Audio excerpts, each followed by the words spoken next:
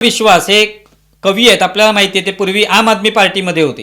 हा जो कॉक्रोच जनता पार्टी नावाचं जे काही प्लॅटफॉर्म आहे त्याच्यामागे आम आदमी पार्टीची प्रेरणा आहे असं म्हटलं जातं. कारण तो अभिजित दिपके जो आहे, जो या सगळ्या प्लॅटफॉर्मचा संस्थापक आहे, त्याचा पूर्वी आम आदमी पार्टी संबंध होता.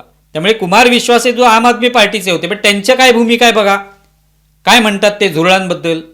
आणि ही सगळ्यांचीच भूमिका आहे, केवळ कुमार विश्वास काहीतरी वेगळं सांगतात अशातला भाग नाही.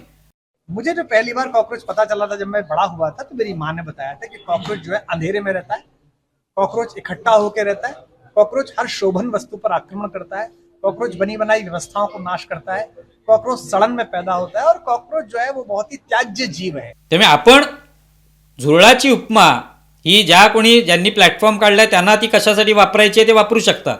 पण आदित्य ठाकरेंनी अशी उपमा दिल्यानंतर त्याचं आश्चर्य वाटतं.